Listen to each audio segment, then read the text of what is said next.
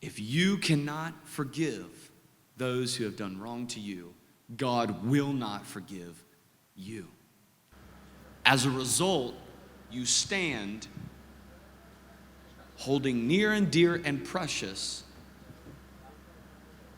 these tumors called resentment and pain, fear, doubt. And we pack them down inside, never to be seen again.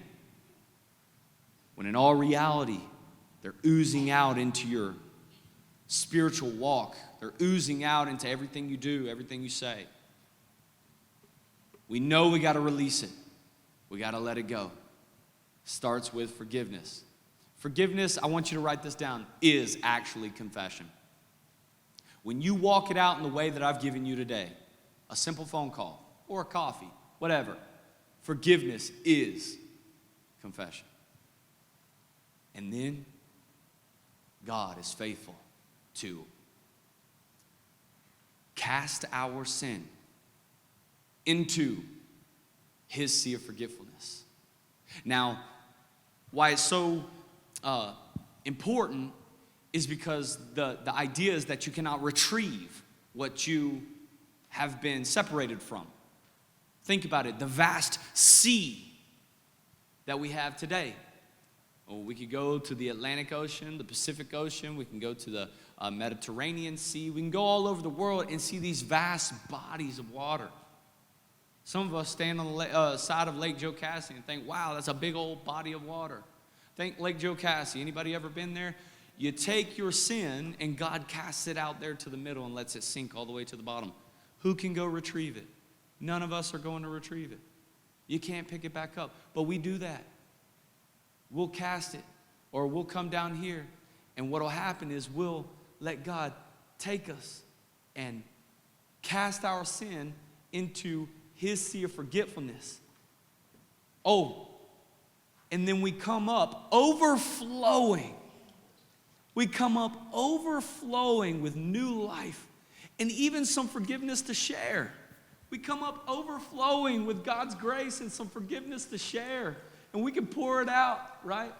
But we do all that at the altar. And this is why we don't come to the altar anymore, because we've done this too many times. And then we go ahead and just grab that back up because we feel embarrassed that we even came to the altar in the first place. Now look at you. No. Let God cast your sin into the sea of forgetfulness. Come up overflowing with grace and mercy and forgiveness to share.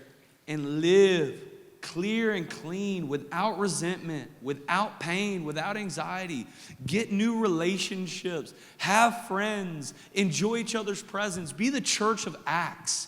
The beginning of Acts is so inspirational to a pastor because we can think of a day where maybe the church will be like that, where people sell their possessions to give to the poor, where my couch is your couch, or my food pantry is your food pantry. If you have a need, I'll supply it. If I can help, I will. That's the church. I think we would be that type of church if we wasn't filled up with past regret,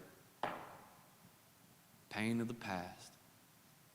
I don't know if I'm speaking to anybody in this room today, but I'd like the band to come up.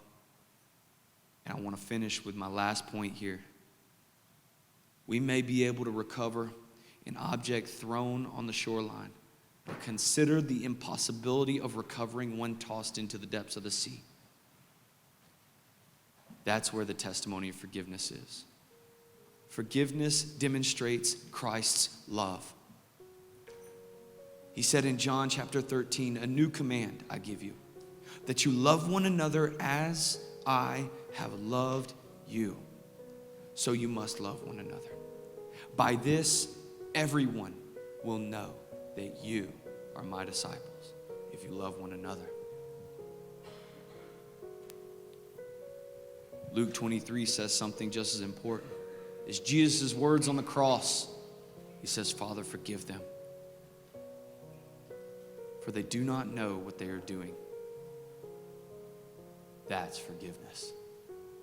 To look at the very ones who are putting you on a sacrificial display, a cross, to be mocked, to be spit on, to be stabbed, to be beaten further, ultimately and inevitably to die in mockery, to say, God, forgive them. They don't know what they're doing. Forgiveness literally influences others to seek Christ.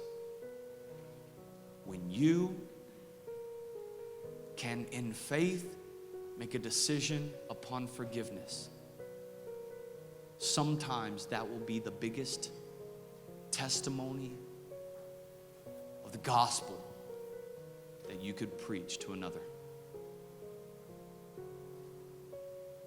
Do you know the way you walk out your faith preaches louder than I could ever preach today on this stage? The way we live, the way we act, the response to things that take place in our life, that is what preaches a better gospel. Forgiveness is not merely an act of grace, but a command from God that reflects His nature. It protects our spiritual health, and it offers freedom from bitterness.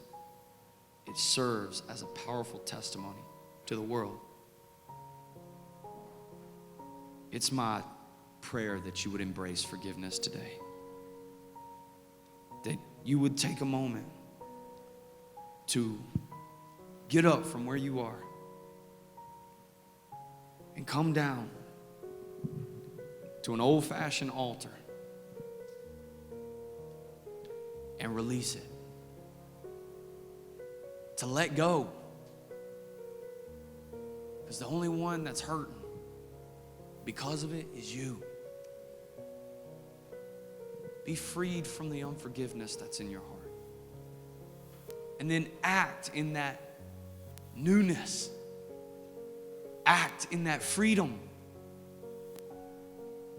And oh boy, you want to talk about feeling the Holy Spirit do a work in you? That's what you'll do. You'll feel the actual hand of God move in your life.